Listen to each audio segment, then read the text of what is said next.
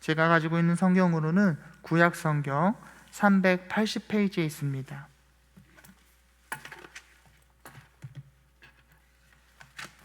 사사기 10장 10절부터 18절까지의 말씀 제가 봉독해 드리겠습니다.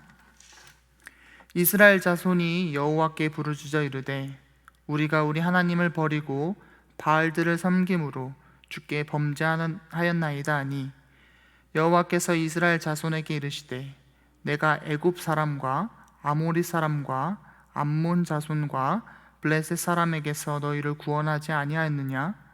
또 시돈 사람과 아말렉 사람과 마온 사람이 너희를 압제할 때 너희가 내게 부르짖음으로 내가 너희를 그들의 손에서 구원하였거늘 너희가 나를 버리고 다른 신들을 섬기니 그러므로 내가 다시는 너희를 구원하지 아니하리라. 가서 너희가 택한 신들에게 부르짖어 너희 환난 때에 그들이 너희를 구원하게 하라 하신지라.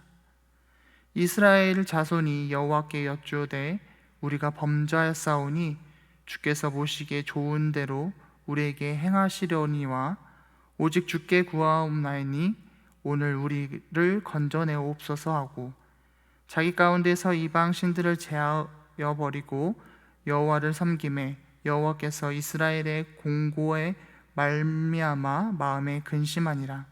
그때 암몬 자손이 모여서 길르앗에 진을 쳤으므로 이스라엘 자손도 모여서 미스바에 진을 치고 길르앗 백성과 방백들이 서로 이르되 누가 먼저 나가서 암몬 자손과 싸움을 시작하랴.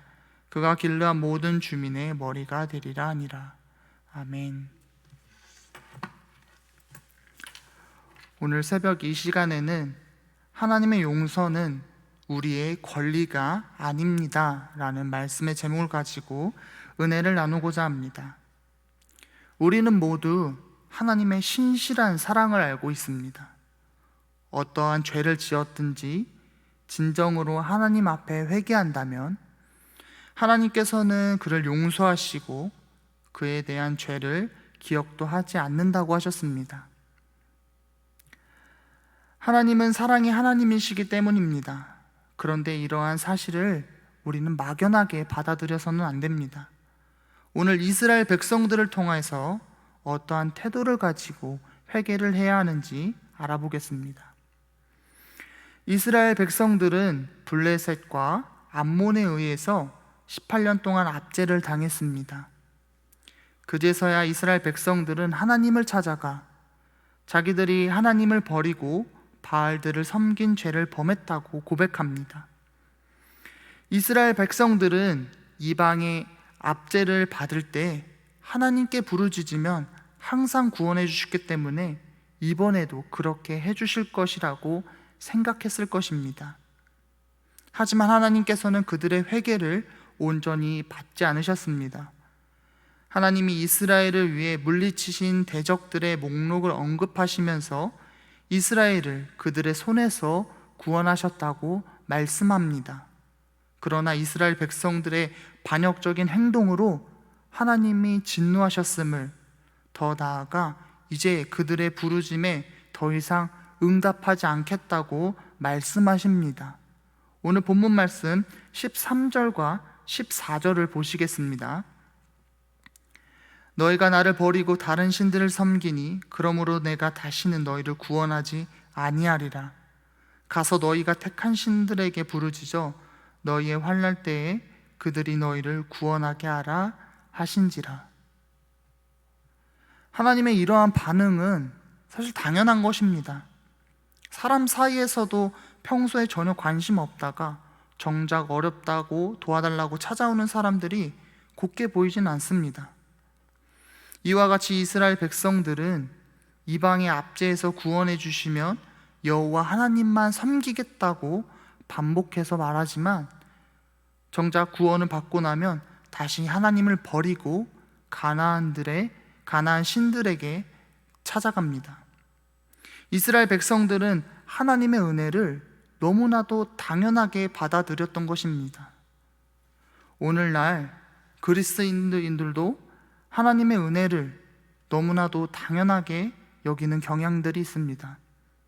물론 우리가 죄를 지었을 때 하나님께 나아가 회개하고 용서를 구하는 것이 마땅합니다. 그런데 마치 하나님께 용서받는 것이 내 권리인 양 생각하는 사람들이 있습니다. 오늘 말씀 이스라엘 백성들처럼 말입니다. 맞습니다. 아무리 죄를 많이 지어도 하나님께 나아가 회개한다면 하나님은 용서하실 것입니다. 하나님의 신실한 사랑이 그를 품을 것입니다. 그런데 회개라는 것이 결탄코 쉬운 일이 아닙니다. 나의 죄를 인정하고 하나님 앞에 내려놓고 또 그에 대한 책임 또한 우리가 감당해야 합니다. 다윗이 밧세바를 취했을 때 하나님께서 그에게 분노하셨습니다. 다윗은 그 즉시 회개합니다. 그가 회개했지만 그 죄에 대한 책임, 밧세바와의 사이에서 낳은 아이를 하나님이 데려가십니다. 다윗은 그 모든 것을 받아들이고 회개를 통해서 이 난관을 돌파하여 하나님과의 교제를 회복합니다. 이런 회개의 무게를 결단코 가볍게 생각하거나 또 하나님이 나의 죄에 대해서 용서하는 것이 당연하다고 생각하는 태도로 하나님 앞에 나아간다면 하나님께서는 이렇게 말씀하실 것입니다. 지금까지 내가 그토록 좋아했던 동인이나 명예나 쾌락에게 가서 도와달라고 해라. 하나님은 우리를 사랑하시고 용서하시지만 절대 그것이 우리에게 주어진 당연한 권리가 아니라는 사실을 우리는 철저히 인식해야 합니다. 우리가 받은 은혜는 당연한 것이 아니라 예수님이 십자가에서 흘리신 보혈로 말미암아 우리에게 주어진 고귀한 것입니다. 우리가 그 은혜를 값없이 받았지만 그 은혜는 헤아릴 수 없을 정도로 값진 것입니다. 우리 성도님들은 용서가 지극히 하나님의 은혜인 것을 꼭 기억하시길 바랍니다.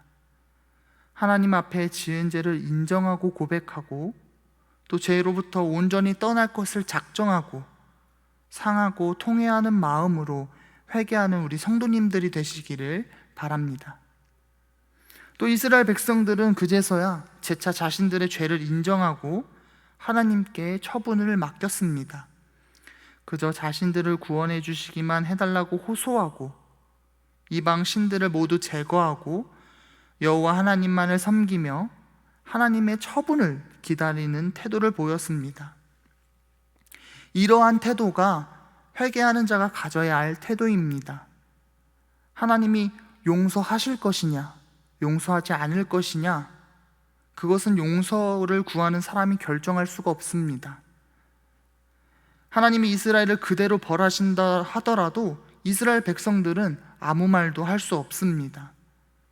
회개하는 사람은 그저 하나님의 긍휼을 구할 뿐이지 용서를 구하는 것이 아닙니다. 하지만 하나님께서는 이스라엘을 벌하는 것이 아니라 그들을 위해 근심하시고 그들을 건져낼 방도를 찾으십니다. 본문 말씀 16절 말씀을 보시겠습니다. 자기 가운데에서 이방 신들을 제하여 버리고 여호와를 섬기매 여호와께서 이스라엘의 곤고로 말미암아 마음에 근심하시니라. 반복적으로 하나님을 버리고 다른 신들을 섬기는 이스라엘 백성들이 하나님의 긍휼을 구할 때 하나님은 그들을 위해서 근심하십니다. 죄인이 진정으로 하나님께 긍휼을 구하면 또 그 긍휼로 나아간다면 분명 하나님은 그를 위해서 근심하시고 또 그를 향한 회복의 역사를 이루어 나가실 것입니다. 우리 성도님들이 이 진리 또한 잘 기억하여 하나님의 회복의 역사를 경험하시길 바랍니다. 오늘의 말씀을 정리하겠습니다. 회개하면 하나님이 용서해 주신다는 말 맞습니다. 하지만 이를 너무 가볍게 생각하거나 당연한 우리의 권리로 생각해서는 안 됩니다. 하나님의 관계는 기계적인 관계가 아닙니다. 회개가 곧 용서라고 생각해선 안 된다는 것입니다. 우리는 하나님께 용서를 요구할 권리가 없습니다. 다만 하나님의 긍휼을 구하며 회개할 뿐입니다. 용서의 은혜는 오로지 전적인 하나님의 사랑인 것을 우리는 기억해야 합니다. 이것이 참으로 회개하는 사람의 마음입니다. 우리 숲별교 성도님들이 오로지 하나님의 긍휼을 구하는 회개자로 하나님의 회복의 역사를 누리시는 주님의 백성들이 되시기를 간절히 소망합니다. 기도하시겠습니다. 주여, 우린 연약합니다. 오늘 하루를 힘들어합니다. 주 뜻 이루기에 살기엔 부족합니다. 주여, 우린 또 넘어집니다. 오늘 하루 또 실수합니다. 주의 긍휼을 구하는 죄인입니다. 하나님, 우리는 연약하기에 세상의 많은 유혹에 넘어집니다. 우린 오늘 또 하나님의 은혜를 잊어버리고 하나님 앞에 실수합니다. 우리도 우리의 죄로 인해 두렵고 힘겹습니다. 그렇기에 우린 주님의 긍휼을 구할 수밖에 없습니다. 주님의 그 신실한 사랑으로 우리를 불쌍히 여겨 주시옵소서. 죄인에서 의인으로 거듭나도록 언제나 우리와 함께하여 주시옵소서. 오늘도 하루의 시작을 하나님께 드리는 주님의 백성들이 있습니다. 오늘 하루 이들과 함께해 주셔서 주님께서 허락하신 그곳을 작은 하나님의 나라로 세워나갈 수 있도록 하여 주시옵소서. 주 예수 그리스도의 이름으로 기도드립니다. 아멘.